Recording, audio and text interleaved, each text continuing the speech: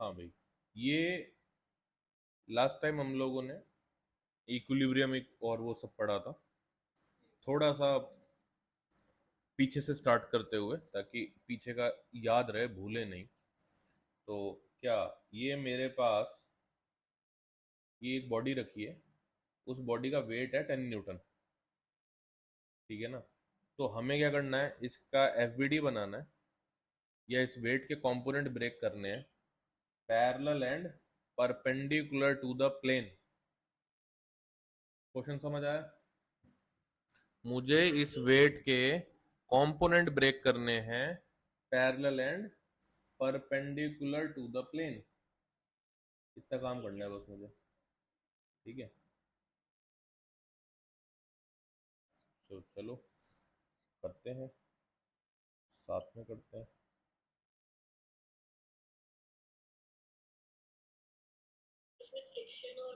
नहीं बेटा, जब फ्रिक्शन ना दिया हुआ हो ना, जब फ्रिक्शन की बात अगर करी ही नहीं है तो आपको बाय डिफॉल्ट स्मूथ अज्यूम करना है। पैरेलल की बात तो करी है, आपकी बात सही है। देखो, फ्रिक्शन, चलो मैं समझ गया आपकी बात, अब क्या कंफ्यूजन है। फ्रिक्शन का लेना देना, कल वाली जो मैंने कंडीशंस बताई थी, जो अर्ज मोशन, ट्राई टू मोशन और मोशन वाली, पर उन सब में आप ये भी समझो कि फ्रिक्शन तभी लगेगा जब सरफेस रफ है।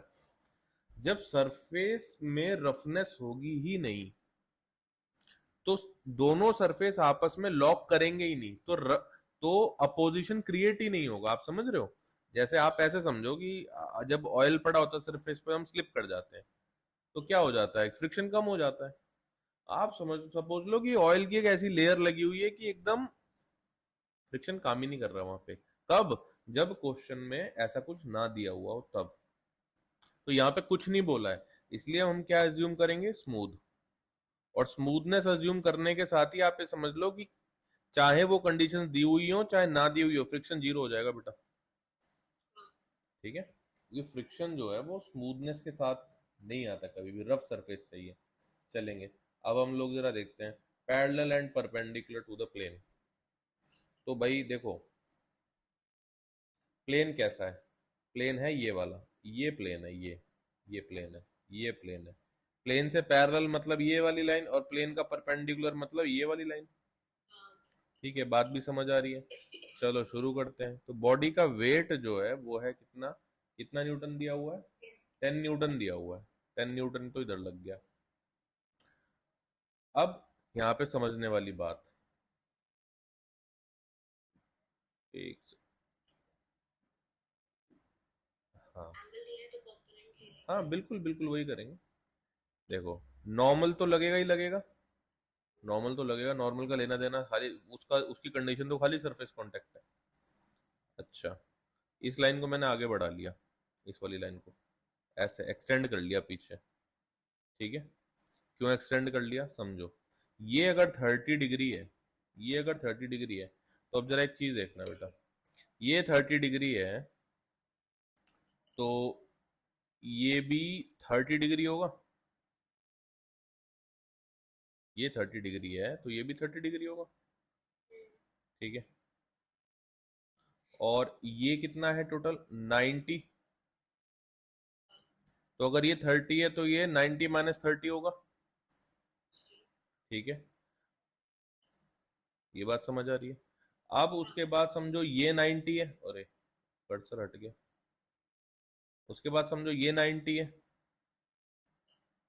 ठीक है। तो अगर ये 30 है, ये 90 - 30 है, तो ये कितना हो गया, ये 30 हो गया अगेन, ठीक है। तो ये आपको बार बार नहीं बताया जाएगी ये चीज, आज ही एक बार में इसको रफ एंड टफ पुख्ता कर लेना कि जितना एंगल ये होता है ना, उतना ही एंगल हमेशा ये होगा। एक ही बार में इस बात को याद कर लो, मैंने तुम्हें एक बार प्रूफ दे दिया, बार बार प्रूफ की जरूरत पड़नी नहीं चाहिए। बात समझ आई क्या बोला मैंने? हाँ। तो नॉर्मल का एक्सटेंशन जब भी किया जाएगा, उससे वेट का जो एंगल होता है, लिख लेना कहीं पे इस बात को, नॉर्मल का एक्सटेंशन जब भी किया जाएगा, उससे वेट का जो एंगल होता है वो हमेशा वही होगा जितना इंक्लिनेशन एंगल है, ठीक है। नॉर्मल का एक्सटेंशन जब भी होगा उसका एंगल जब वेट से लिया जाएगा, मैं इस बात को खुद ही कहीं शॉर्ट में डाल देता हूं, theta between theta between weight and normal का extension is always equals to theta inclination, ठीक है, बात खत्म। अब आते हैं वापस अपनी प्रॉब्लम पे। तो 10 न्यूटन, तो अगर ये 30 है तो बेटा ये कितना हो गया, ये हो गया सीधा सीधा 10 cos 30, ठीक है, 10 cos 30 ये हो गया। और अगर हमने कहा जब हम ब्रेक करते हैं तो इसका एक कंपोनेंट इधर हो गया, तो इसको बीच में लेते हुए 90 डिग्री पे अगला कंपोनेंट 10 sin 30। हाँ देखो ये आप इस टाइम आपके बेसिक्स बिल्डअप हो रहे हैं। 10 sin 30, अब ऑब्वियसली दिख रहा है वेट था 10, तो वेट का एक पैरेलल कंपोनेंट क्या हो गया 10 sin 30। 10 sin 30, वेट का एक परपेंडिकुलर कंपोनेंट क्या हो गया 10 cos 30। 10 cos 30, 10 sin 30 1/2 that is 5 Newton, cos 30 √3/2 तो 5√3 न्यूटन। आंसर आ गए, दोनों आ गए, है ना। नॉर्मल भी ले सकते, लेकिन नॉर्मल किसके इक्वल है बेटा, बस आपने अपने आप ही जवाब दे दिया। जब बॉडी, अगर अपने आप से पूछो, जब बॉडी इस एक्सेस में मूव नहीं कर रही है, इसका मतलब नॉर्मल और 10 cos 30 तो बराबर हुए ना। हाँ, अनबैलेंस फोर्स कॉज मोशन, याद करो मैंने क्या बोला था, गोल्ड मिला तो वो लाइन लिखवा देता मैं, पर इतना गोल्ड है नहीं, ठीक है, बहुत महंगा हो रखा है। हाँ, लेकिन वैल्यू इससे पता चलती है ना, स्टेटमेंट से। हाँ, हो गया, बहुत बढ़िया, ऑल क्लियर, आगे बढ़े। बहुत बढ़िया, चले आगे। एक और क्वेश्चन दिया हुआ है हमारे सामने, 8 न्यूटन है भाई, ये तो कोई क्वेश्चन ही नहीं हुआ। देखो मैं इसको क्वेश्चन नहीं मान रहा हूँ, लेकिन फिर भी मैं कर दे रहा हूँ, क्योंकि पढ़ते पढ़ते अब ये क्लास क्योंकि रिकॉर्डिंग पे जा रही है तो वीक स्टूडेंट भी देखते हैं भाई, ऐसी कोई बात नहीं है। टफ और वीक कुछ नहीं, कंपैरेटिव टर्म होती है, पढ़ते पढ़ते ये सब स्ट्रॉन्ग बनेंगे, है ना। तो 8 न्यूटन cos 45 हो गया हॉरिजॉन्टल फोर्स का कंपोनेंट। फोर्स के दो कंपोनेंट पूछे हैं बेटा यहाँ पे, 8 न्यूटन जो फोर्स है उसके दो कंपोनेंट पूछे हैं, एक हॉरिजॉन्टल फोर्स कंपोनेंट बताओ, एक वर्टिकल फोर्स कंपोनेंट बताओ। तो अपने क्या किया, 8 को हमने ब्रेक कर दिया, कैसे, 8 cos 40 को, हाँ वाइट राइट, 8 cos 45, और एक आध ऐसी प्रॉब्लम भी रखनी चाहिए, कंफर्टेबल एक्सपीरियंस करें सब, 8 sin 45। तो जो भी होगा भाई आंसर अपना लिख देना, क्या ही आ जाएगा, खैर sin 45 1/√2 होता है, तो ये हो गया 4√2, दोनों ही की वैल्यू 4√2 आ जाएगी।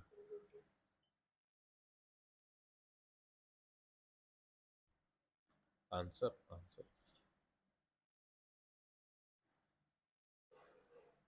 ठीक है।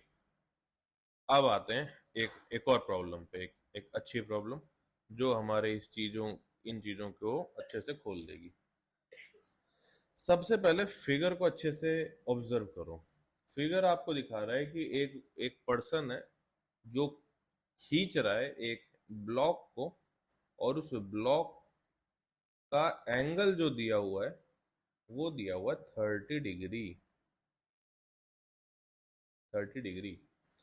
और एक और चीज 30 डिग्री दी हुई है, जो वो बंदा जिस रस्सी से खींच रहा है, जिस भी चीज से, वो रोप है, सपोज ये एक रोप है, इससे खींच रहा है, उसका एंगल भी प्लेन से ऊपर 30 डिग्री निकला हुआ है, राइट। और यहाँ पे देखो एक चीज गिवन है, रफ सरफेस बोला है, इसका मतलब क्या लगेगा, फ्रिक्शन लगेगा यहाँ पे, ठीक है। रफ भी बोला है और मूव भी करवा रहा है, तो लगना ही है हर हाल में फ्रिक्शन। और फिर क्या पूछा है, अब कह रहा है फाइंड, पहला एफ एच यानी horizontal component of force, F V यानी वर्टिकल कंपोनेंट ऑफ फोर्स, और उसके बाद क्या बोला, एफ पैरेलल यानी पैरेलल टू द प्लेन वो कंपोनेंट बताना है, और एफ परपेंडिकुलर मतलब परपेंडिकुलर टू द प्लेन वो कंपोनेंट बताना है। ये तो चार बातें हो गई, हमने तो दो ही पढ़ी हैं एक बार में, तो ये क्वेश्चन लेना जरूरी था। चलो काम शुरू करते हैं। एक ऐसा फिगर बनाएंगे जिसमें पहले तो मैं अब इसको इसको सोल्यूशन, हाँ, इस फिगर को सोल्यूशन में डालूं, और फिर हम लोग देखो जहां तक हम समझ पा रहे हैं, पहला जो है वो हमसे बोल रहा है एफ हॉरिजॉन्टल एंड वर्टिकल, तो ये हो गया। और सेकंड जो हमसे बोल रहा है वो पैरेलल एंड परपेंडिकुलर, यानी कि वो हो गया ये। इतनी बात समझ आ रही है? ये हो गया पैरेलल और ये हो गया परपेंडिकुलर। हमसे ये चारों चारों आंसर मांगे गए हैं एक बार में। हम अब एक काम करते हैं, नहीं, इस फिगर को कॉपी कर लेते हैं सोल्यूशन में, और फिर इसको सॉल्व करना शुरू करते हैं। पैरेलल और परपेंडिकुलर वाला तो वैसे ही ले सकते हैं जैसा हमने फर्स्ट केस में लिया था। बिल्कुल बिल्कुल बेटा, वैसे ही हो जाएगा। और लेकिन हॉरिजॉन्टल और वर्टिकल हम जो रोप एंगल बना रही है उससे ले सकते हैं। हाँ, बात ये है बच्चे कि उसने ये डिफाइन नहीं किया है कि खाली रोप का ही फोर्स बताना है क्या। उसने बोल दिया कि एफ फोर्स, और यहाँ पे क्वेश्चन में कहीं फोर्स मेंशन नहीं है, तो यानी कि ऐसे केसेस में हमें सारे फोर्सेस के कंपोनेंट लिखने पड़ेंगे जितने फोर्स इस प्रॉब्लम में इन्वॉल्व हैं। ठीक है, तो कितने फोर्स इन्वॉल्व हैं चलो देखते हैं। मेरी बात समझ रहे हो आप? Yes sir. तो सबसे पहले इस बंदे को गायब कर देते हैं यार, ये हमें परेशान कर रहा है। गायब कर दिया हमने। हमने अपने सिस्टम से बॉडी, अपनी बॉडी अलग कर ली जो हमने पढ़ा था। अब चलो देखते हैं, वेट का कंपोनेंट नीचे। चलो इतनी बात समझ आ रही है, ठीक है। उसके बाद में अगर मैं ये बोल दूं कि ये है एक्स एक्सिस, ये है एक्स एक्सिस,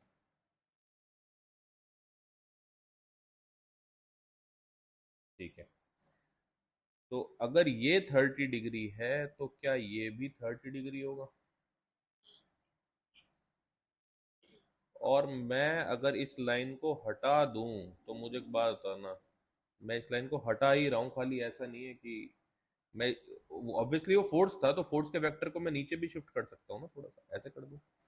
मैंने सिर्फ शिफ्ट किया है नीचे थोड़ा सा, तो वो 30 है, तो ये भी कितना 30 ही तो है, 30। 30 है, ठीक है। नॉर्मल कैसा निकलता है? हमेशा perpendicular to the plane. Very good, perpendicular to the plane निकला है नॉर्मल। तो यानी कि नॉर्मल और इस टेंशन के ये वाली टेंशन है, ये इस टेंशन के बीच का एंगल, अब नॉर्मल और ये बताओ, नॉर्मल और इसके बीच का एंगल कितना है? 90। 90। अच्छा, और ये कितना है? 30। तो ये कितना बचा? 60 डिग्री। बात क्लियर है? Yes. Very good, very good. पहले सारे एंगल निकाल लेते हैं तब हम इसकी बात समझेंगे। अच्छा, बॉडी ऊपर की तरफ जाती हुई दिख रही थी तो फ्रिक्शन लगेगा नीचे की तरफ, इसमें कोई आपत्ति नहीं है? नहीं। नहीं है, ठीक है। फ्रिक्शन नीचे की तरफ हो गया। Okay okay okay. अच्छा, ये 30 है और ये 90 है, तो ये एंगल 60 हो गया। By by any triangle 180 degree होते हैं तीनों एंगल का सम, वहां से। ओके, अगर ये 60 डिग्री हो गया और ये, ध्यान से देखना, ये एक्स एक्सिस है और ये वाला 60 डिग्री है, तो ये कितना बचा? 30 डिग्री, बिकॉज ये टोटल 90 होगा। हाँ। इतनी बात क्लियर हो रही है मैंने जो अभी किया? Sir. Very good, very good. देखो ऐसी प्रॉब्लम कभी भी डायरेक्टली नहीं आएगी बेटा, ये सिर्फ और सिर्फ हमारा दिमाग खोलने के लिए है। ये 30 हो गया, अब उसके बाद तो कुछ नहीं बचा। बताओ, नॉर्मल है, ये 90 होता है, ये 90 होता है, ये 90 होता है, तो ये 30 हुआ, तो अगला वाला ये अगेन 60 हो गया, 60 डिग्री हो गया। इस फिगर को सबसे पहले अच्छे से ड्रॉ कर लेना, क्योंकि ये फिगर ड्रॉ हो जाएगा उसके बाद ही हम आगे का काम कर पाएंगे। तो सबसे पहले आप ये फिगर ड्रॉ कर लो। कर लिया। कर लिया, बहुत बढ़िया भाई, राइटिंग स्पीड अच्छी है। चलो, अब मैं हॉरिजॉन्टल और वर्टिकल वाले फोर्सेस का कंपोनेंट लिख रहा हूँ। सबसे पहले तो मैं ये देखना चाह रहा हूँ कि मेरे पास फोर्सेस ही कितने हैं। मेरे पास फोर्स है एक तो फ्रिक्शन, हाँ। ये लिख दिया मैंने फ्रिक्शन, और एक है नॉर्मल, ये लिख दिया मैंने नॉर्मल, एक है टेंशन, ये लिख दिया मैंने टेंशन, और एक है बॉडी का वेट, और कोई तो नहीं है, और कोई नहीं है। चलो लिखना शुरू करते हैं। तो मैं यहाँ पे लिख रहा हूं हॉरिजॉन्टल एंड वर्टिकल कंपोनेंट, ठीक है। तो फ्रिक्शन का हॉरिजॉन्टल कंपोनेंट, फ्रिक्शन का नेगेटिव एक्स एक्स की तरफ कंपोनेंट एफ कॉस 30 नेगेटिव। भाई बताओ, ये बात देखो, समझ आता हूं मेरे को, मुझे एरो की हेल्प लेनी पड़ेगी। एक सेकंड, माउस कनेक्ट कर दूं मैं।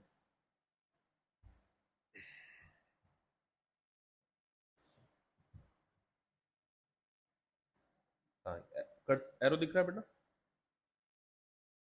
रेड एरो दिख रहा है आपको? नहीं। नहीं दिख रहा? अभी भी नहीं? नहीं। चलो कोई बात नहीं, हटा देते हैं, ऐसी कोई बात नहीं है। अच्छा, ये दिख रहा है, हाँ ये देख। ये दिख रहा है, ये फ्रिक्शन है। यहां से ये मेरा एक्स कंपोनेंट है ना, ये वाला। तो फ्रिक्शन का ये वाला कंपोनेंट कितना हो गया? एफ कॉस 30, हाँ। क्योंकि एंगल तो ये वाला है, ये एंगल है, समझ पा रहे हो ना? ये ये ये ये एंगल है 30। तो अगर ये फ्रिक्शन है तो ये कितना हो गया? एफ कॉस 30, और ये कितना हो जाएगा? F sine 30। हाँ। अब फ्रिक्शन को तोड़ा है मैंने, फ्रिक्शन नेगेटिव साइड है तो ये नेगेटिव हो जाएगा, और ये नीचे की तरफ है तो ये भी नेगेटिव हो जाएगा। हाँ। इतना ठीक है? Yes sir. अब मैं फ्रिक्शन को लिखने जा रहा हूं। आप अपनी आंख के सामने बस फिगर को रखो, क्योंकि आप स्क्रॉल कर सकते हो स्क्रीन को। यस। ठीक है, तो ये हो गया नेगेटिव एफ कॉस 30, ठीक है। ये है हॉरिजॉन्टल कंपोनेंट, और वर्टिकल कंपोनेंट क्या हो जाएगा? Negative F sine 30। मैं ऐसे लिख दे रहा हूं एक्स, और यहां लिख दे रहा हूं वाई। तो ये लिखा मैंने नेगेटिव एफ साइन 30। इतनी बात क्लियर है? Yes sir. अब मैं नॉर्मल का करने जा रहा हूं। नॉर्मल तो देखो, वैसे तो परपेंडिकुलर टू द प्लेन है, बट मुझे क्या टास्क दिया गया है? मुझे तो उसको एक्स और वाई कंपोनेंट के अलॉन्ग लिखना है।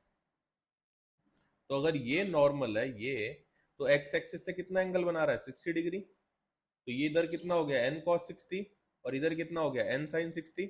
ये वाला पॉजिटिव रहेगा, ये वाला नहीं। नेगेटिव। इतनी बात क्लियर हो गई? Yes sir. बहुत बढ़िया, बहुत बढ़िया। चलो लिख देते हैं, पहले थोड़ा सा इसको शिफ्ट कर देते हैं, और थोड़ा सा फिगर को भी शिफ्ट कर देते हैं, या फिगर को कर देते हैं थोड़ा सा छोटा, और इधर कर देते हैं शिफ्ट। ठीक है भाई।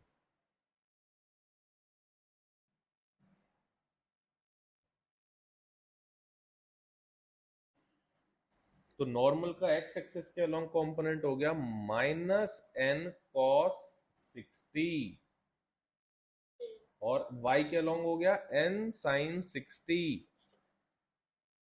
क्योंकि पॉजिटिव है। अच्छा, टेंशन, टेंशन एक्स एक्सिस से कितना एंगल बना रही है? दिख रहा है तुम्हें? 30 तुम्हें दिख रहा है प्लेन से, एक्स एक्सिस से 60 डिग्री, है ना? तो पॉजिटिव बना रही है, तो t cos 60 उधर हो गया, और ऊपर की तरफ t साइन 60 हो गया। वेट, वेट का पूरा कंपोनेंट y की तरफ है। तो अगर वेट y की तरफ है तो वेट y में पूरा है, और कोई चीज y में पूरी है तो x में कितनी होगी? 0। पढ़ा है ना? कोई प्रोजेक्शन वेक्टर का y में अगर पूरा है तो x में कितना होगा? 0। ये तो हमने पढ़ा है कंपोनेंट ब्रेकिंग के टाइम पे, राइट? देखो कहाँ की चीज कहाँ काम आ रही है, ठीक है। ये अच्छा तो नेगेटिव फिर वाई में कैसे? वाई में बेटा ये वेट देखो, वेट को देखो पूरा वाई में। क्या ये तो क्या? फिर हाँ हाँ बोलो बोलो। कंपोनेंट कैसे बनाएंगे? कंपोनेंट इसका बनेगा ही नहीं ना, ये प्योर वाई में है। जो चीज प्योर वाई में है अगर ये थोड़ी सी टिल्ट होती तो इसका कंपोनेंट वाई में भी होता और एक्स में भी होता। याद करो वो शेडो वाली कहानी, जब मैं टॉर्च मार रहा था इसी कुछ प्रोजेक्शन इधर बन रही थी और कुछ प्रोजेक्शन इधर। जब कोई चीज प्योर वाई में पहुंच जा रही थी तो एक्स में कितना प्रोजेक्शन था उसका? जीरो। याद आ रही है बात? तो हाँ। जब हम एक्स वाई में उसको ब्रेक कर रहे हैं बच्चे, तो वाई में कंपोनेंट उसका पूरा का पूरा है, तो एक्स में जीरो है। जीरो। Very good. अब हमारा अगला काम क्या है? Parallel and perpendicular to the plane लिखना है अपने को। तो सबसे पहले हम लिखेंगे फ्रिक्शन को।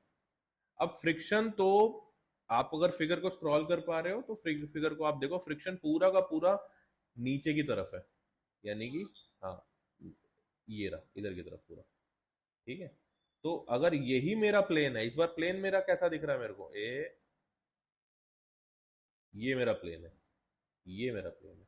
तो जब मेरा प्लेन ही यही हो गया तो इसी के अलोंग मैं वाई और एक्स भी लूंगा, हाँ। इसी के अलोंग वाई है। तो अब मेरा पॉजिटिव एक्स ये हो गया और मेरा पॉजिटिव वाई ये हो गया, और उल्टा वाला नेगेटिव वाई हो गया और इधर वाला नेगेटिव एक्स हो गया। तो फ्रिक्शन तो नेगेटिव एक्स की तरफ है। हाँ। सही, हाँ ठीक है, चलेंगे। तो फ्रिक्शन का लिख रहे हैं नेगेटिव एफ, इधर मैंने लिखा एक्स के लिए मैं लिख रहा हूँ और इधर मैं लिख रहा हूँ वाई के लिए। तो ये हो गया नेगेटिव एफ, और वाई में कितना है फ्रिक्शन? जीरो। जीरो हो जाएगा पूरा का पूरा, जीरो। ठीक है, अब नॉर्मल को, नॉर्मल एक्स में है ही नहीं, नॉर्मल तो पूरा वाई में है ना, हाँ। नॉर्मल तो पूरा वाई में है। तो ये पूरा, सॉरी, पूरा वाई में है। तो एक्स में कितना हो गया? जीरो। जीरो। क्या एक्स को ही मैं बोल सकता हूं parallel to the plane and Y को बोलेंगे परपेंडिकुलर टू द प्लेन? ठीक है, यहाँ पे लिखा नहीं है, अभी लिख दूंगा। चलो, टेंशन का बताएंगे। टेंशन कैसा है? क्या टेंशन पैरेलल या परपेंडिकुलर टू द प्लेन है? नहीं, नहीं। टेंशन इसी एंगल पर है, पैरेलल टू द प्लेन से कितने? 30 डिग्री पर है। हम्म। तो ये हो गया एक्स एक्सिस जीरो में। से। हाँ एक्स में कितना हो गया? ये ऐसे टेंशन है ना, यूं टेंशन है, तो एक्स में ठीक। कितनी हो जाएगी? T cos 30। अच्छा। हम्म, ठीक। T cos 30। और y में कितनी हो जाएगी? जब ये T sin 30, T cos 30 ऐसे हो गई अगर, तो ये y में हो जाएगी T sin 30। ठीक है,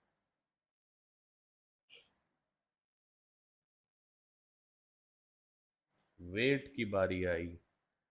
वेट का कंपोनेंट ब्रेक होगा अब यहाँ पे, parallel and perpendicular to the plane. तो वेट को ब्रेक करने का एक तरीका क्या? नॉर्मल को पीछे की तरफ खींच लो, हमने बात की थी ना हाँ। अभी अभी, इसको हमने पीछे की तरफ खींच लिया, तो ये एंगल कितना रहेगा? हमेशा 30 डिग्री ही होगा। मैं इसको एक दूसरे पेन से करता हूँ, क्योंकि ये इसमें कर देगा मिसकंसेप्शन क्रिएट। एक सेकंड देखो।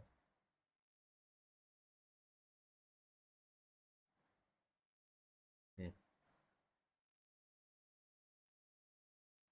हम्म, ठीक है, तो ये एंगल हो गया 30, तो ये हो गया W cos 30, राइट, और इसी डायरेक्शन में हो गया W सही। sin 30।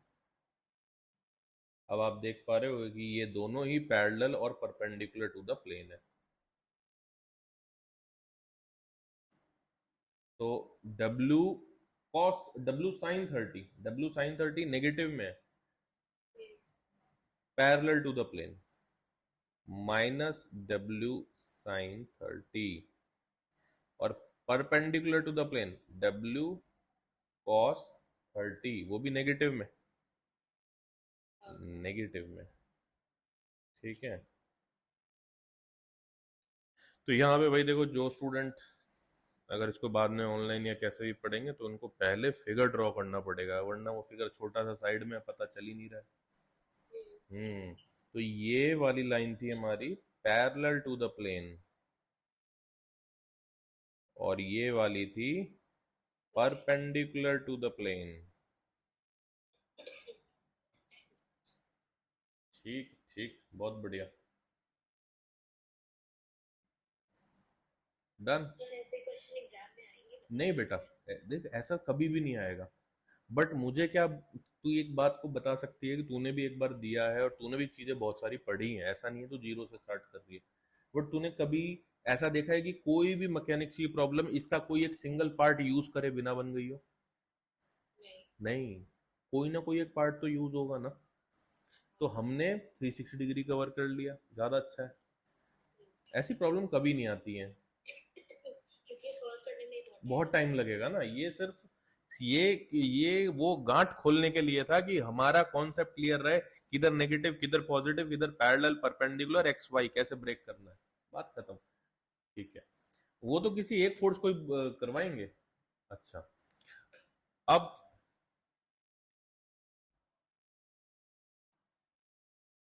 हमने कल की क्लास में टॉर्क के बारे में थोड़ी सी बात की थी, रोटेशन के बारे में थोड़ी सी बात की थी।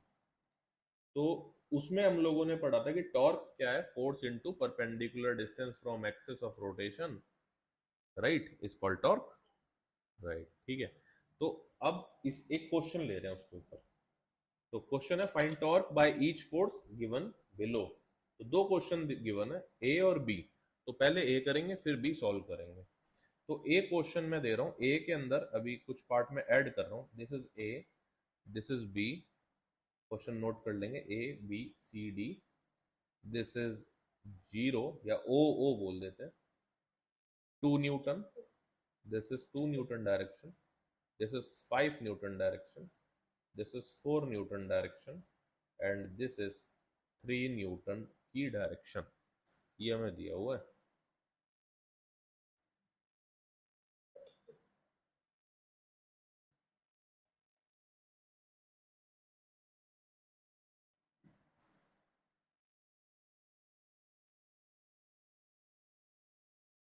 ये क्वेश्चन हमें सॉल्व करना है।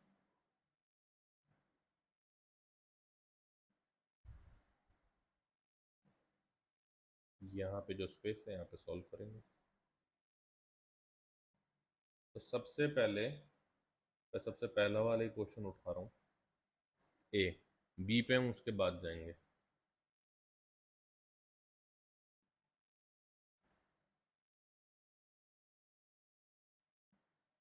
ए के अंदर एक फर्दर पार्ट एक लिख लेना, ए के अंदर एक पार्ट फर्दर।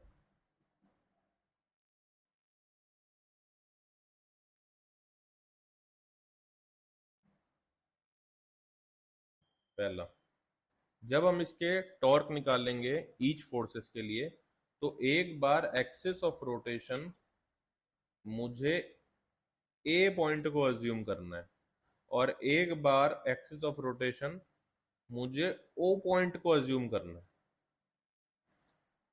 तब निकालना है हमें। सबसे पहले बताओ कि क्वेश्चन क्लियर है? सोल्यूशन पे तो बाद में आएंगे, कि क्वेश्चन क्या पूछ रहा है इतना मालूम है? ठीक है, ठीक है, चलो सोल्यूशन पे चलते हैं भाई। हम क्या निकाल रहे हैं? टॉर्क। तो पहला क्वेश्चन ले रहा हूं मैं, ए पार्ट सोल्यूशन। अब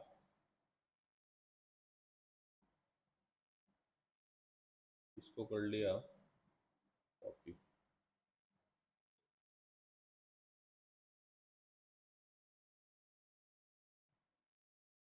ठीक है,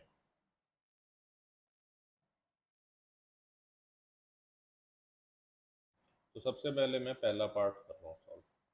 तो कितने फोर्स दिए हुए हैं मुझे? 4 फोर्स दिए हुए हैं। मैं पहला पार्ट सॉल्व कर रहा हूँ जब मैं एक्सिस ऑफ रोटेशन किसको मान रहा हूँ? ए को। ठीक है, तो ये बताने की जरूरत ही नहीं है, वो दिख रहा है ना, ऊपर से एक्सिस ऑफ रोटेशन हमारा ए है। तो मुझे बताना टॉर्क। तो टॉर्क का फॉर्मूला क्या है? Force and perpendicular distance, right.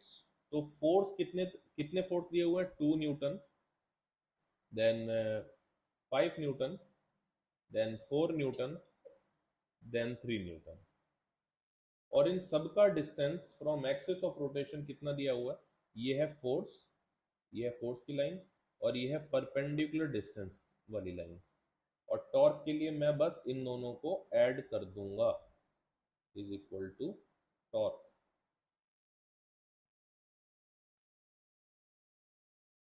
Is equal to torque. तो परपेंडिकुलर डिस्टेंस कितना है, देखो 2 न्यूटन का परपेंडिकुलर डिस्टेंस, मतलब एक बेटा एक बात बताओ, क्या 2 न्यूटन खुद, अगर आप 2 न्यूटन को एक्सटेंड करोगे तो 2 न्यूटन क्या ए से पास नहीं हो रहा है? हाँ, तो कभी भी हमने एक्सिस ऑफ रोटेशन अगर, 0। राइट, बस ये जीरो, ये हो गया जीरो। 5 न्यूटन, 5 न्यूटन का लाइन ऑफ एक्शन कैसा है, ये देखो ऐसा है, उसका परपेंडिकुलर डिस्टेंस, तो एक परपेंडिकुलर इधर भी है, एक परपेंडिकुलर इधर है, इसका कोई काम ही नहीं है, परपेंडिकुलर डिस्टेंस ये वाला काउंट करेंगे, तो ये कितना दिया हुआ है, अरे लो मैंने डिस्टेंस ही नहीं दिया भाई। हाँ, बताओ, क्वेश्चन करते करते समझ आ रहा है, ठीक है। 2 मीटर ले लेते हैं each side, 2 metre each side,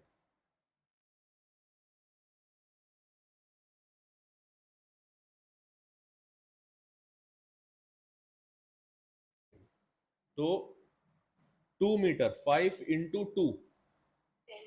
10, but 10 कैसा, क्लॉकवाइज या anti clockwise, what do you say, क्या लगता है आपको? Clockwise. Clockwise, Negative. क्लॉकवाइज मतलब नेगेटिव, बहुत बढ़िया, ठीक है। तो ये हो गया negative, negative 10 newton metre, 10 newton metre, newton metre is the unit of torque and newton meter is also unit of work done, but they represent very different quantities. So sometimes there a question may be asked, is it necessary that units always show same physical quantity? No, right, ध्यान रखना। so हाँ भाई, 4 Newton, 4 Newton देखो ये जा रहा है 4 Newton, 4 Newton का perpendicular distance from A is this, कैसा, एंटी क्लॉकवाइज, तो ये सीधा सीधा 4 × 2 Plus 8. 8, Plus 8. +8, +8 न्यूटन मीटर, उसके बाद 3 तो एक्सिस ऑफ रोटेशन से ही जा रहा है, 0, बहुत बढ़िया, पहले का सॉल्व कर दिया आपने, अब आप दूसरे का सॉल्व करेंगे।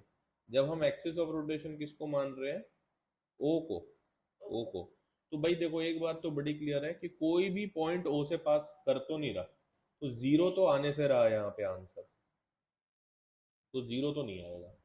अच्छा, फोर्स कितने कितने, फोर्स वही है, 2 न्यूटन, 5 न्यूटन, 4 न्यूटन, 3 न्यूटन। अच्छा, डिस्टेंस कितना है, परपेंडिकुलर डिस्टेंस, परपेंडिकुलर डिस्टेंस क्या हर केस में 1 मीटर नहीं रहेगा? Diagonal.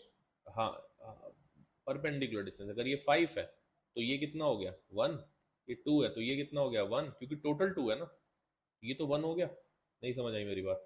हाँ, आ गई ना, तो हर केस में 1 रहेगा ना, तो इस तरीके से जल्दी दिमाग लगा लेते हैं ऐसे ऐसे करके प्रॉब्लम को। टॉर्क, अब बस एंटी क्लॉकवाइज और क्लॉकवाइज देखना है, मैं लिखता जा रहा हूँ, तुम्हें कहीं कंफ्यूजन होगी तो तुम बताना। हाँ।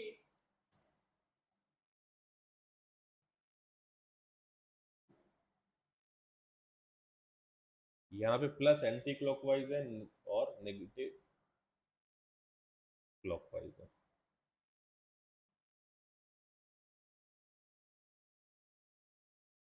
All set, everything fine, Yes, sir. बहुत बढ़िया, पहला क्वेश्चन हमारा यहाँ पे सॉल्व हो गया।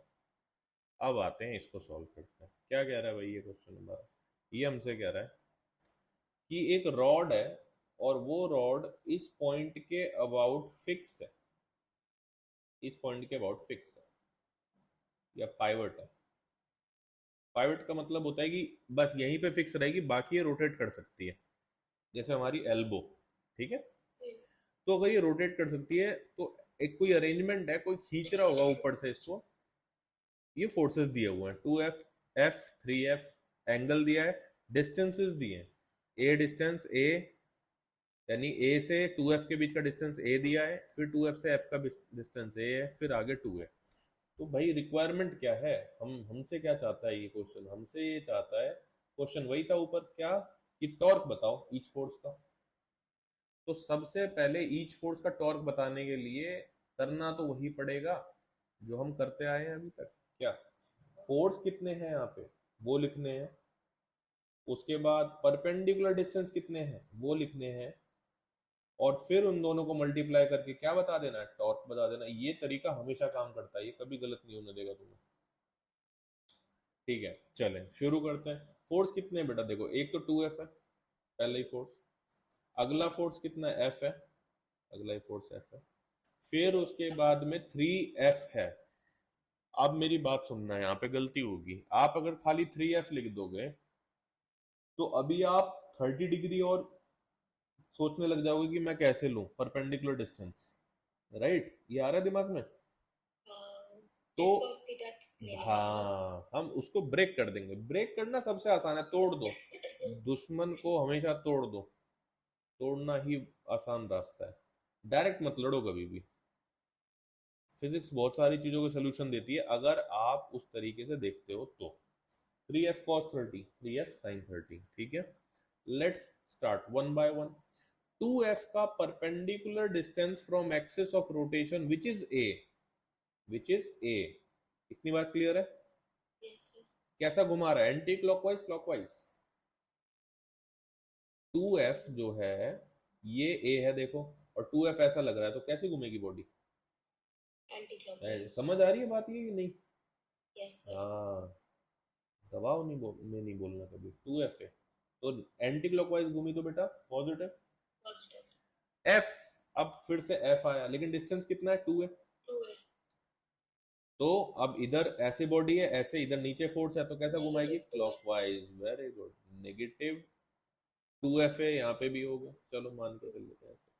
3F cos 30, ये आंसर करो मेरे को तुम। 3F cos 30, 3F cos 30 किधर होगा, 3F cos 30 इधर होगा। हाँ, क्या ये एक्सिस ऑफ रोटेशन से नहीं पास होगा? होगा 0 होगा। यही, ये आंखें अपने अंदर पैदा करो जल्दी से जल्दी। वो तुम कुछ ना कुछ सोचते रह जाओगे और आंसर ऐसे निकल रहा होगा। ये वो चीजें हैं जहाँ पे शॉर्ट में आंसर निकलता है, तभी तो फिर उस पेपर का टाइम तभी कम सेट किया जाता है कि यही ऑब्जर्वेशन शॉर्ट बना देती है प्रॉब्लम को। 3F sin 30, 3F sin 30 ऊपर की तरफ है ना, यानी कि ये वाला डिस्टेंस। हाँ। 3F sin 30 और डिस्टेंस कितना हो गया, A 2A 4A। तो सोचो ये 4A और ये 3F sin 30 कैसा घुमाएगा, anti clockwise, Anti-clockwise. Anti clockwise. तो ये हो गया 3F sin 30 इंटू 4A, जो भी आ जाएगा, ठीक है, 12 करके जो भी आएगा आंसर, एवरीथिंग आंसर। ठीक है, समझ आ गया। Yes. इंडिविजुअली कैसे कैलकुलेट करते हैं समझ आ गया। अब आप ये समझो कि हमने तो सर्कल, इक्विलिब्रियम, एफबीडी ये सब पढ़ा था, आज आपने ये सब क्यों पढ़ा है? ये तो इक्विलिब्रियम तो यहाँ पे कहीं है ही नहीं बेटा। देखो एफबीडी में मुझे ऐसा लग रहा था कि थोड़ा सा हाथ अभी कच्चा चल रहा है, तो थोड़े से हमने क्वेश्चन ले लिए, है ना। चलो आगे चलते हैं। आगे क्या बोलता है, एक छोटी सी रिवीजन। क्या रिवीजन है? Rules for mechanics problem. अभी हम कुछ नहीं कर रहे, ये कुछ भी नया नहीं पढ़ने जा रहे, हमने जो पढ़ा है हम उसी को रिवाइज कर रहे हैं। रूल्स फॉर मैकेनिक्स प्रॉब्लम क्या, सबसे पहले एफबीडी बनाओ, कोई प्रॉब्लम मिले सबसे पहले एफबीडी बनाओ। उसके बाद सेकंड नंबर पे क्या, आप उसे कंपोनेंट ब्रेक कर दो, या तो एक्स वाई में, या तो पैरेलल या परपेंडिकुलर टू द प्लेन। इसी के लिए ऊपर वाली प्रॉब्लम कराई थी, ठीक है। तो ये आपको देखना है कि आपको ब्रेक किस में करना है, ये अमान हमें देखना पड़ेगा, पर किसी ना किसी एक में ब्रेक करना पड़ेगा, ठीक है। एक्चुअली में मैं आपको बात बताऊं अंदर की, कि बॉडी की मोशन जिस डायरेक्शन में होती है ना, ज्यादातर उधर ही ब्रेक किया जाता है, अनलेस कुछ और ना पूछे। अगर बॉडी की मोशन ऐसी भाग रही है ना बॉडी, तो हमेशा बस ऐसे में ब्रेक करो। अगर बॉडी ऐसे भाग रही है तो इसके अलोंग ब्रेक कर लो, ज्यादातर केसेस में। बट ऐसा कोई ये थंब रूल नहीं है कि हमेशा ऐसा होगा, ये आपको करते करते समझ आएगा कि हाँ किधर ब्रेक करना है कब। चलो, लेकिन ब्रेक तो करना दोनों केस में आता है ना अपने को, ऐसा तो नहीं है। हाँ आता, दोनों में आना चाहिए, ठीक है। अब सुनो, क्या था पहला स्टेप, एफबीडी। ये चेकलिस्ट हमेशा तैयार रखना, एफबीडी। दूसरा step, break the component. Third step, अपने आप से क्या पूछना है कि क्वेश्चन इक्विलिब्रियम का है या नहीं है। अगर है, if yes, use these equations to get the unknowns. ये एक इक्वेशन देगा, ये दूसरी इक्वेशन देगा, ये तीसरी इक्वेशन देगा। 3 गोली से 3 शिकार तो कर ही सकते हैं हम, राइट। लेकिन व्हाट सर, अगर इक्विलिब्रियम में नहीं हुआ तो वेट करो उसके लिए, आगे पढ़ाऊंगा, ठीक है। अभी तो हम इक्विलिब्रियम पढ़ रहे हैं, इसलिए मैंने यस किया। आगे मैं इस टेबल को कंटिन्यू करूंगा जैसे ही इक्विलिब्रियम खत्म होगा। Everything fine, let's go ahead. यहां पे एक कॉन्सेप्ट है छोटा सा, उसको पढ़ लेते हैं। क्या, जिसको बोलते हैं हिंज कॉन्सेप्ट या पाइवट कॉन्सेप्ट। क्या है ये कोई अलग से टॉपिक नहीं है बेटा, इसलिए इसको कॉन्सेप्ट भी बोलेंगे। इसको पढ़ लेते हैं, इसका यूज करते हैं कई बार ये लोग बहुत धमाके तरीके से, ठीक है। तो चलो एक बात मुझे बताना, Yes, sir. ये यहाँ पे मैंने एक रॉड ऐसे बांध ली है, रॉड, ठीक है। और वो रॉड यहां से, ये ट्रायंगल एक सपोर्ट है, यहां से फिक्स है बेटा, ठीक है।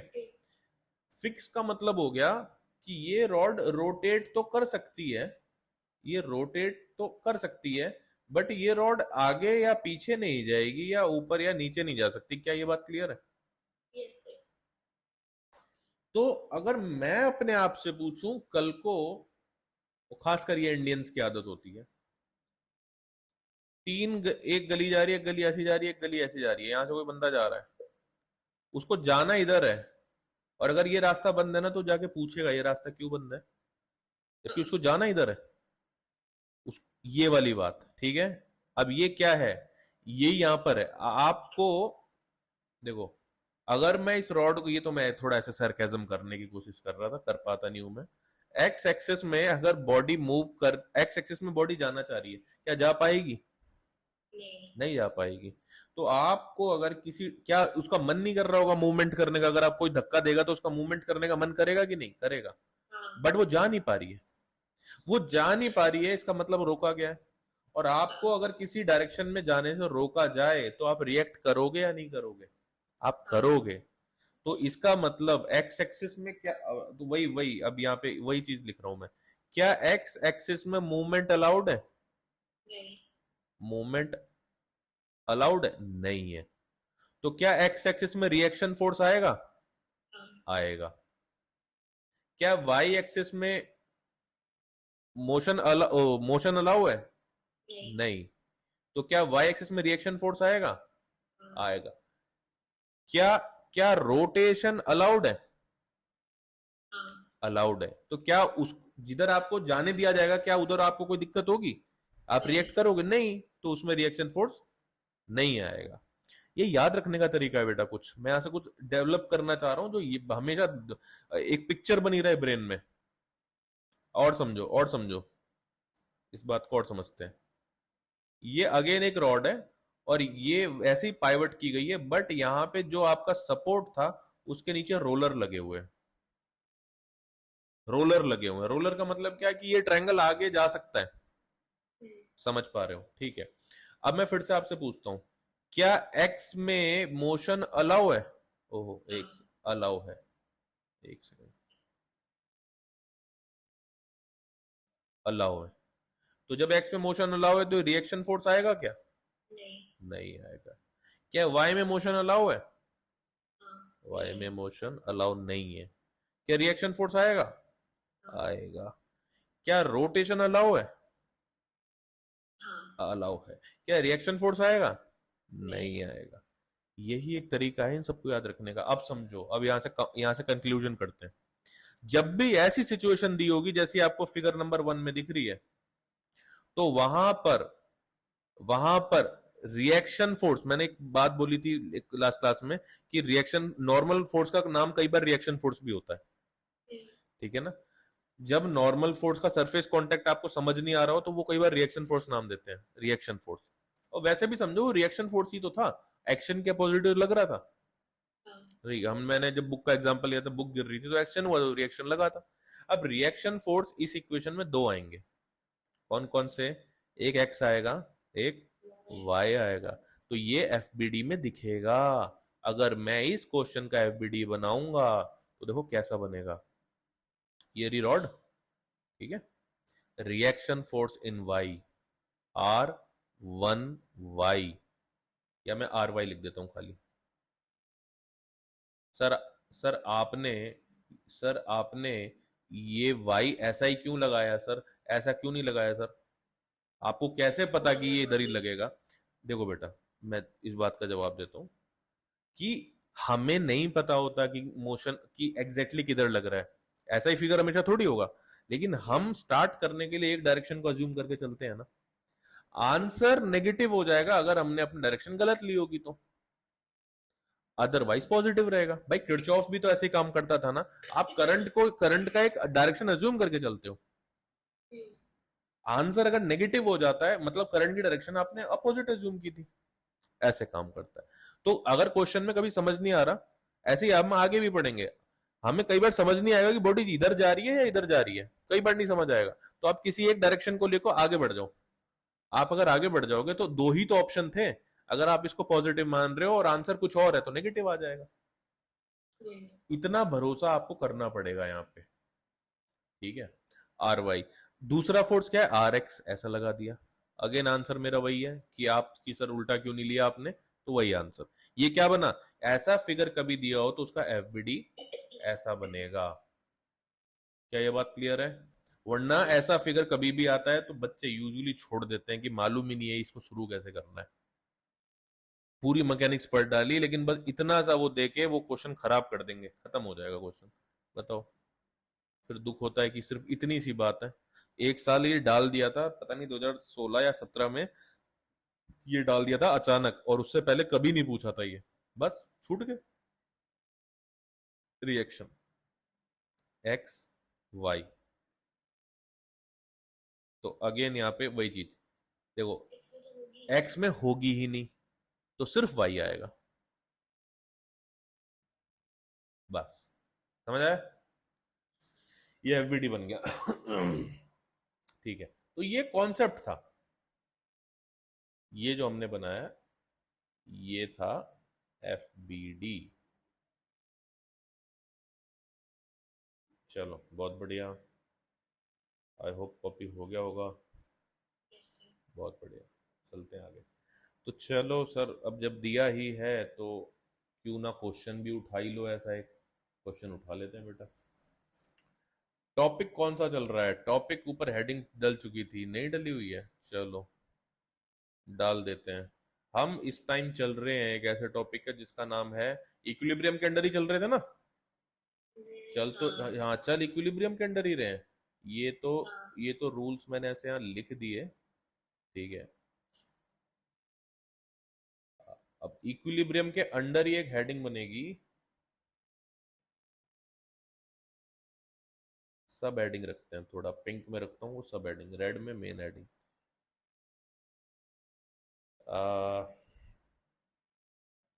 कोप्लेनर प्रॉब्लम्स, कोप्लेनर प्रॉब्लम्स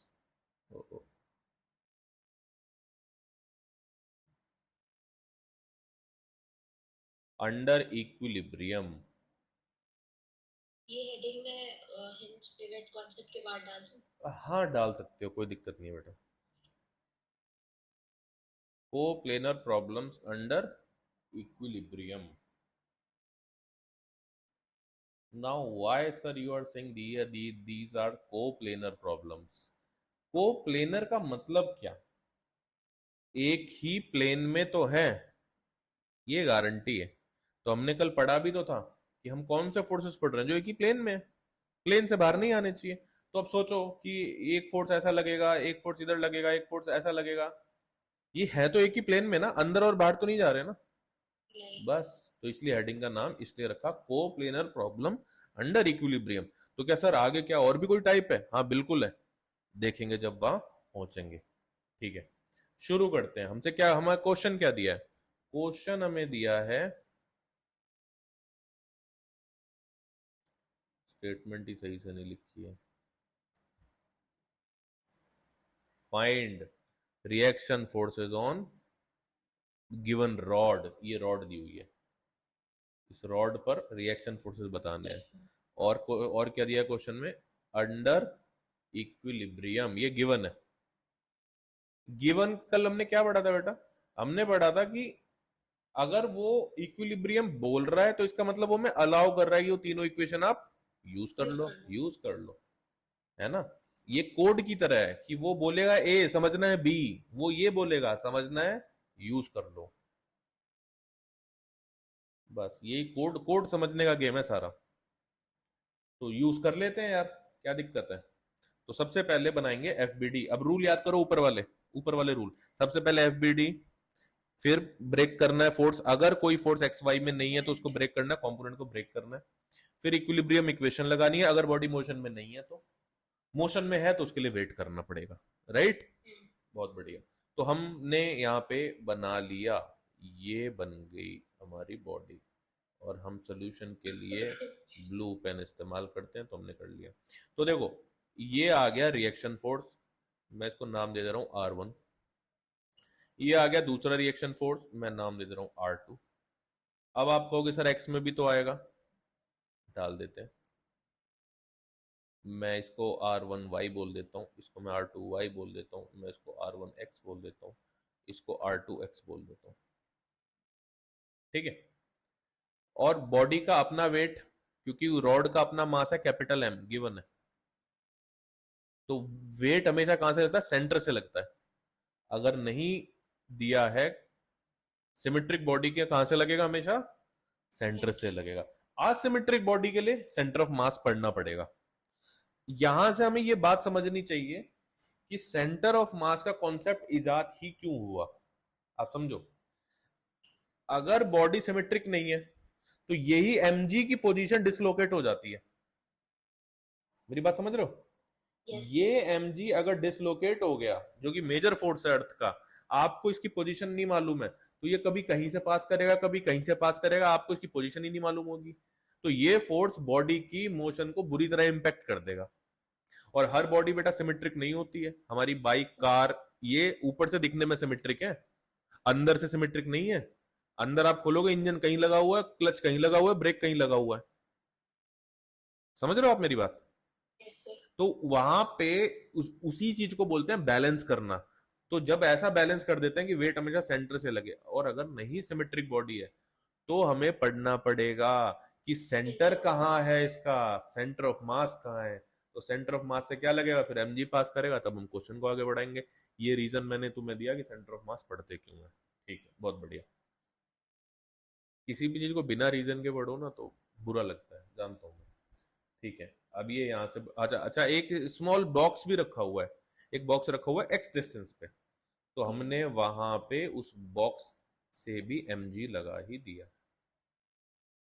और ये टोटल डिस्टेंस l दिया हुआ है, इतना डिस्टेंस l दिया हुआ है, अच्छा, और ये डिस्टेंस x दिया हुआ है।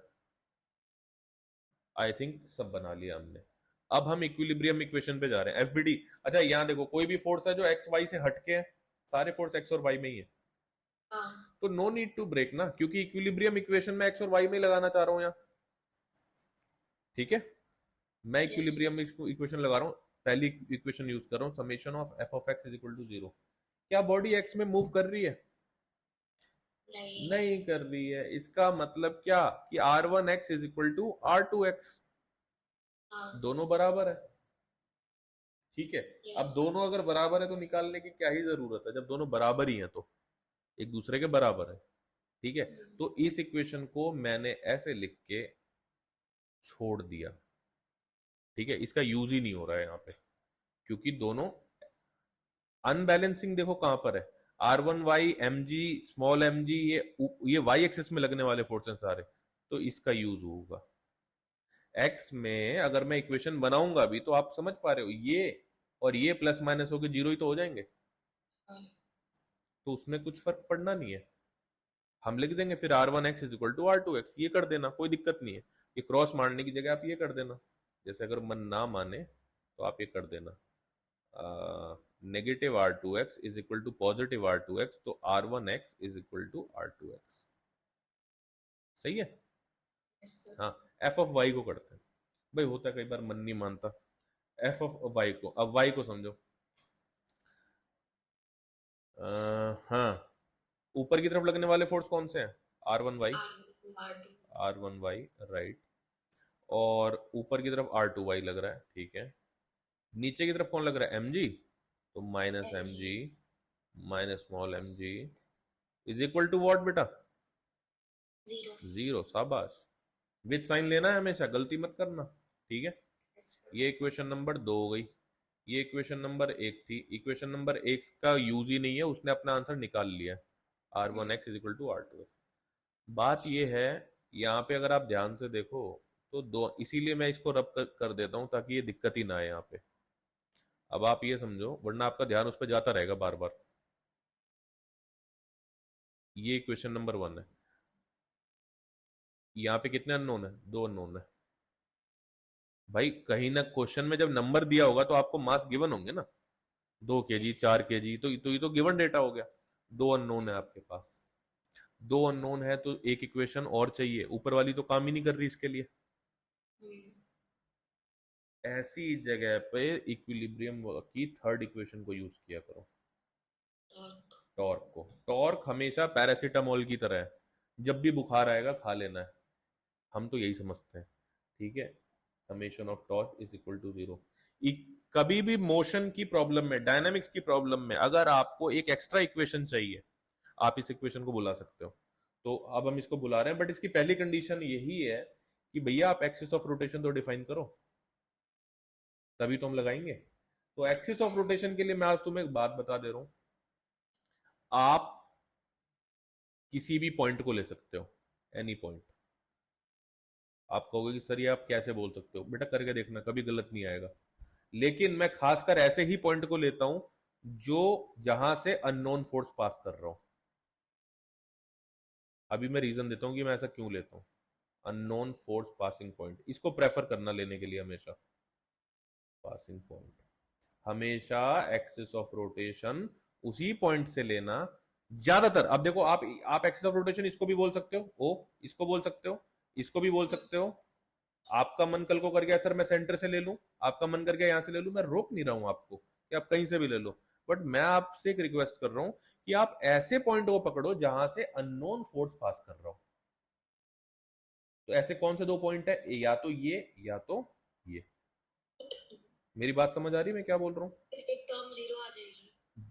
बस यही रीजन था मेरा, यही मेरा रीजन है जो तुमने अभी अभी बोला है। सोल्यूशन थोड़ा सा शॉर्ट हो जाता है,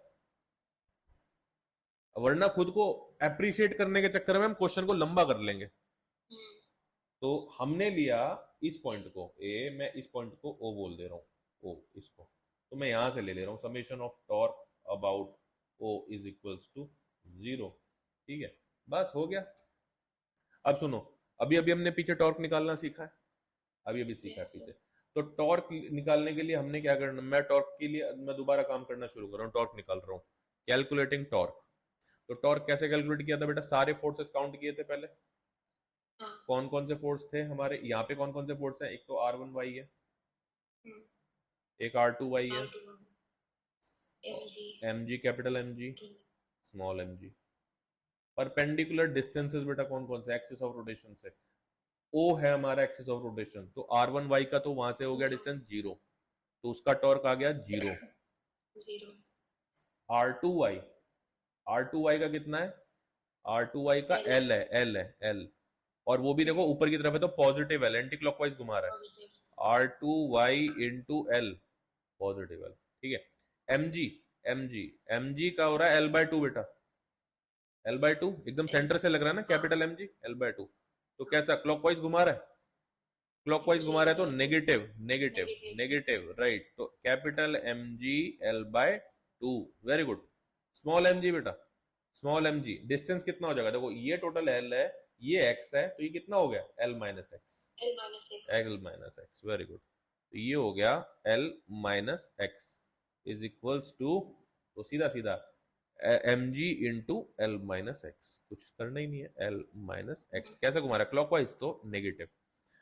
देखो नेगेटिव। अब हमें कुछ करना ही नहीं है, देखो सारा काम हमने कर ही लिया। हमें इन सब को साइन के साथ ही लिखा है हमने इसको, इन सबको ऐड हाँ। करके जीरो को इक्वल पुट कर देना है। भाई यही तो करना है, मैं और क्या करना है। तो अब हम कर यस रहे सर। हैं जीरो प्लस, जीरो लिखने का कोई मतलब था नहीं, R two Y into L minus M G L by two minus M G L minus X. अब जरा अब जरा सोचो, थोड़ा सा जोर डालो दिमाग पे कि जब आपको क्वेश्चन में डेटा गिवन होगा तो आपको m की वैल्यू गिवन होगी, g की वैल्यू हाँ 9.8 होती है, लेंथ आपको नंबर हाँ में गिवन होगा, तो आपको सीधा R2Y निकल नहीं जाएगा आपका, हाँ। सीधा निकल जाएगा। ये मैं अननोन टर्म्स में इसलिए देता हूं ताकि वो डर खुल जाए जो कुछ एक क्वेश्चन जो अननोन टर्म्स में आते हैं। विदाउट डेटा वाले क्वेश्चन से थोड़ा सा मेडिकल वाले बच्चों को इश्यू होता है। इक्वेशन वन तो यहाँ से R2Y निकल जाएगा, मुझे नहीं पता कितना निकलेगा, आप एक साइड रख के दूसरी साइड को उधर भेज सकते हो, इतने स्मार्ट हो। R2Y को उठा के इक्वेशन नंबर वन में रखना बेटा, वहां से वन नंबर आ R1Y जाएगा। निकल जाएगा बड़े प्यार से, बात खत्म, हो गया क्वेश्चन सॉल्व। ठीक है, इस प्रोसेस को नहीं भूलना है।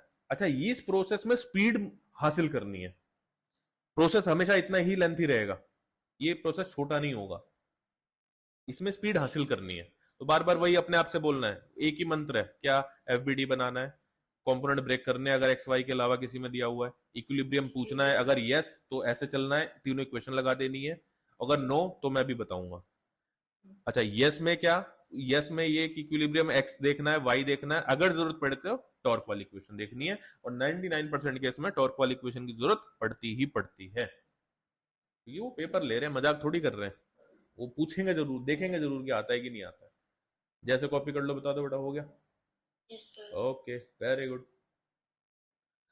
उसी से मिलता जुलता एक और प्रॉब्लम, आज की क्लास का मेरा एजेंडा यही है, कोप्लेनर इक्विलिब्रियम की प्रॉब्लम्स में मास्टरी हासिल कराना थोड़ी सी। अब बाकी जो दो टॉपिक बचे हैं वो हमारी कल के क्लास में हो जाएंगे कौन से क्वेश्चन वाले आंसर। बेटा दोनों, हाँ सुनो, एक ही ये डायनामिक्स मोशन स्टेट वाला बचा है ना, मोशन स्टेट मोशन स्टेट और और constraint constraint equation. Equation. Constraint equation के लिए एक सेपरेट क्लास चाहिए, मैं उसको पॉज करूंगा वहां पे, ठीक है, वो नहीं होगा तुरंत ही, अ, वो उसके लिए मेरे को रुकना पड़ेगा, चाहे मैं अगला चैप्टर स्टार्ट कर दूंगा, या मैं हो सकता है मैं करा भी दूं एक क्लास में, तो वो लेंथ ही रखनी पड़ेगी, खिंच तो जाएगा, ठीक है, ठीक है, हो फिर जाए। एलओएम के लिए हमने सिर्फ 3 दिन ही रखे हैं, तो आज दूसरा दिन हो गया है। ओके ओके ओके, चलो कल खींचते हैं कि मोशन स्टेट तो कल फिर लेंथ ही रखनी पड़ेगी अपने को, तभी हो पाएगा कल। ठीक है। ठीक है, हाँ अभी तो आज, ठीक है चलते हैं।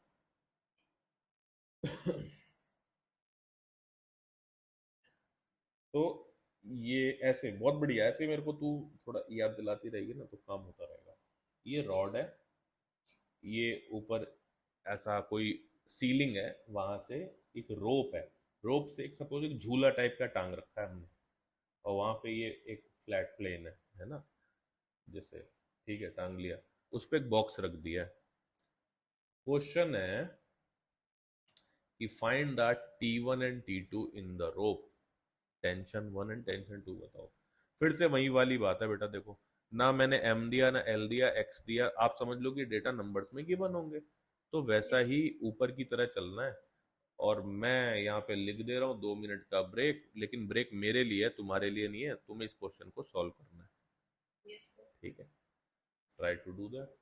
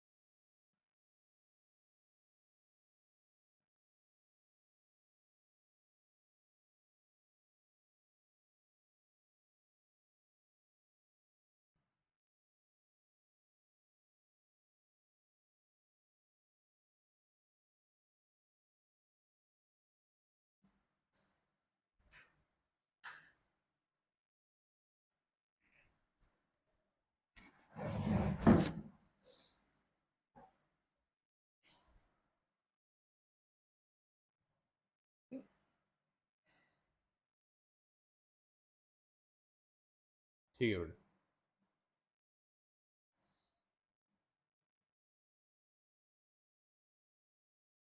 हो रहा है कुछ ट्राई? Yes sir. ठीक है।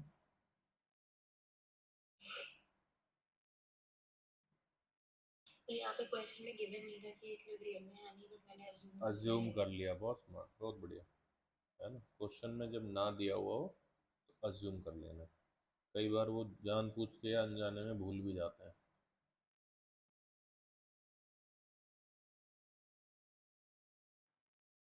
और यहाँ पे ये एक्स की तरफ तो मूव कर सकता है क्योंकि ये रोप से अटैच्ड है, या हम्म। फिर नहीं कर पाएगा? अगर देखो मूव कर पाएगा तो इसका मतलब ये है कि आप फिर वो इक्विलिब्रियम कहाँ से रहा, अगर वो मूव ही कर गया, अच्छा। है ना, यस क्योंकि इक्विलिब्रियम का मतलब ही नहीं है मूवमेंट।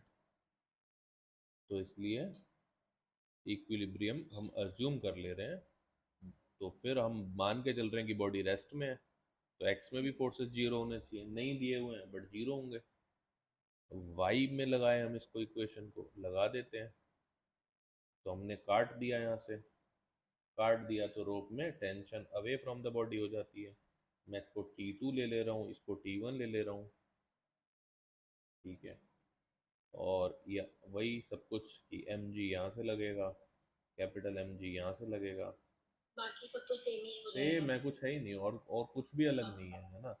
मैं सीधा बस कर दे रहा हूँ।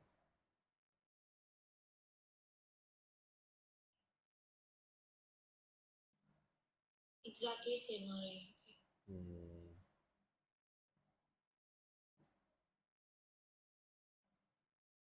हम्म।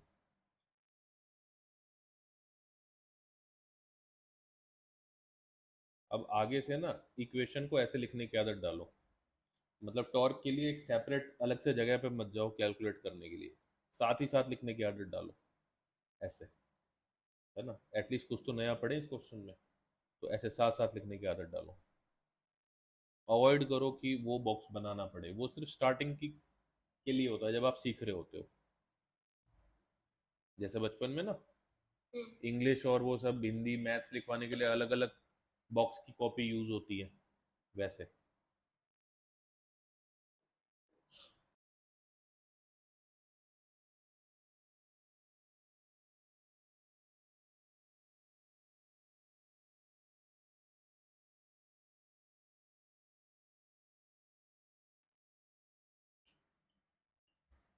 क्वेश्चन क्या है, ये एक स्ट्रिंग से एक रॉड को पकड़ रखा है जिसका मास 2 kg है, फिगर दिख रहा है ना, यस सर। रॉड का मास 2 kg है, और 37 डिग्री है एंगल। हिंज भी है, कहीं हिंज दिख रही है आपको? हम्म। ये रही हिंज, ठीक है, हिंज। तो अब इस हिंज में बोल रहा है रॉड की लेंथ है 4 मीटर, इस रॉड की लेंथ 4 मीटर है, सिस्टम रेस्ट पर है, फाइंड हिंज फोर्सेस कंपोनेंट, यानी component, find hinge forces component, या लिख दो find component of hinge forces, hinge force का कंपोनेंट बताना है, एंड टेंशन, दो चीज बतानी है, हिंज फोर्स के कंपोनेंट बताने हैं एंड टेंशन बताना है। ग्रेविटी की वैल्यू साइन 37 की वैल्यू गिवन है, कॉस फॉर 37 की वैल्यू गिवन है। इसके बाद शुरू होना है अपने को, ठीक है। Yes sir. क्वेश्चन क्लियर है? Yes sir. चलो, चलो क्वेश्चन क्लियर है तो देखो भाई क्या किया, कुछ नहीं, एफबीडी बना दिया। हम्म। एफबीडी बनाया, सबसे पहले एफबीडी देखते हैं, हिंज है, हिंज पे देखो रिएक्शन फोर्स आ गया, आर वाई और आर एक्स। हिंज वही चीज थी जो सबसे पहला ट्रायंगल बनाया था, वही हिंज था हाँ। ऊपर, तो आर एक्स और आर वाई दोनों चीज आ गई, ठीक है। यस। ये स्ट्रिंग है, ये रोप है, ये रॉड है, वेट नीचे की तरफ 20 न्यूटन, वाई 2 kg है ना, तो 2 kg इंटू ग्रेविटी 10 दी हुई है, 20 न्यूटन, हाँ। ठीक है। टेंशन इधर है, अवे फ्रॉम द बॉडी, ऐसा कट मारा और देखा किधर, रोप से अवे, तो टेंशन का डायग्राम क्लियर, यस सर। ठीक है। तो अगर ये 37, तो ये कितना, टी कॉस 37, ये T sine 37, 87। F B D clear. तो पहला स्टेप क्लियर है एफबीडी। अब बॉडी इक्विलिब्रियम में गिवन है तो कोई बात नहीं। अच्छा, दूसरा स्टेप भी क्लियर, क्योंकि हमने फोर्स को के कंपोनेंट ब्रेक कर लिए ना। हाँ।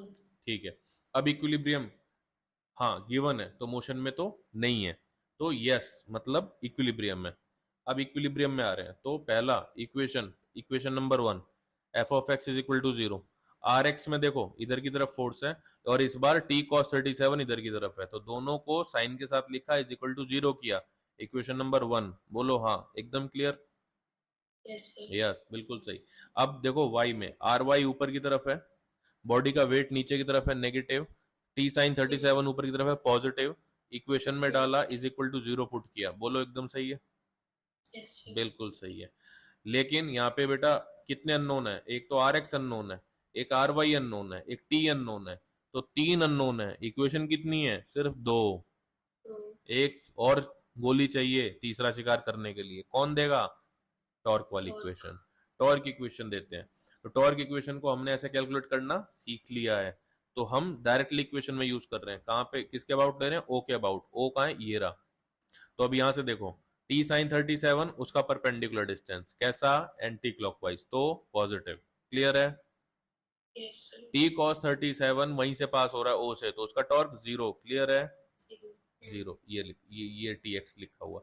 आर वाई देखो वहीं से पास हो रहा है तो उसका टॉर्क कितना, 0। क्लियर है। आर एक्स वहीं से पास हो रहा है तो उसका टॉर्क कितना, 0। क्लियर है। तो यहां से हमने इक्वेशन में डाला इसको, क्योंकि हमारे पास बचे ही खाली टी वाई और वेट है, यही दो बचे। इसको हमने साइन के अकॉर्डिंग क्लॉकवाइज एंटी क्लॉकवाइज डाला और 0 के अंदर इक्वेट कर दिया इस इक्वेशन में, इक्विलिब्रियम में। इतनी बात डाइजेस्ट है।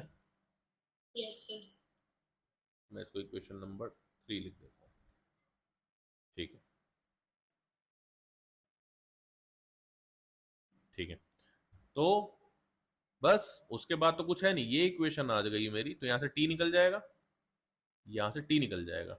टी को कहां पुट किया, यहाँ पे पुट किया तो आर एक्स निकल जाएगा। आर एक्स को कहां पुट किया, कोई नहीं, टी को वापस यहाँ पुट किया तो आर वाई निकल जाएगा। खत्म, खत्म क्वेश्चन, खत्म हो गया क्वेश्चन। तीन ही चीज पूछी थी, R X R Y T. अब यहाँ पे एक क्वेश्चन इसमें एक एड ऑन कर दिया। देखो सबसे पहले तो टेंशन हमने बता दी, आंसर दे दिया, आर एक्स बता दिया और आर वाई बता दिया। ठीक है, आर एक्स बता दिया, आर वाई बता दिया, ये हमने दोनों बता दिया। अब हमसे क्या पूछा है, नेट फोर्स हिंज का बताओ। हमने हिंज के कंपोनेंट तो बता दिए, आर एक्स और आर वाई। अब कह रहे हैं नेट फोर्स बताओ। तो नेट फोर्स कौन सी बड़ी चीज है यार, देखो आर वाई ऐसे ऊपर जा रहा है, आर एक्स ऐसे ऊपर जा रहा है, इन दोनों का रिजल्टेंट बता दो। है ना, देखो आर वाई कैसा जा रहा है, 10 न्यूटन ऊपर जा रहा है। आप मेरी बात समझ पा रहे हो मैं क्या बोल रहा हूँ, आर एक्स ऐसा जा रहा है, तो एक फोर्स ऐसा, एक फोर्स ऐसा, इसका नेट फोर्स ये रिजल्टेंट, तो ये रहा आर एक्स, ये रहा आर वाई, और ये उसका रिजल्टेंट। रिजल्टेंट कैसे निकालेंगे, देखो दोनों फोर्स के बीच का एंगल कितना है, 90, तो कॉस 90 0 होने के बाद में रिजल्टेंट की इक्वेशन यही तो बचती है, ए स्क्वायर प्लस बी स्क्वायर वाली, यहाँ पे डालो आंसर, खत्म हो गया। उसके बाद एंगल कोई पूछे तो tan theta, perpendicular over base, perpendicular base, put करो क्या एंगल, किसका एंगल, फोर्स का एंगल, कौन सा फोर्स, नेट हिंज फोर्स। ठीक है, टेक योर टाइम, इस क्वेश्चन को अच्छे से समझ लो।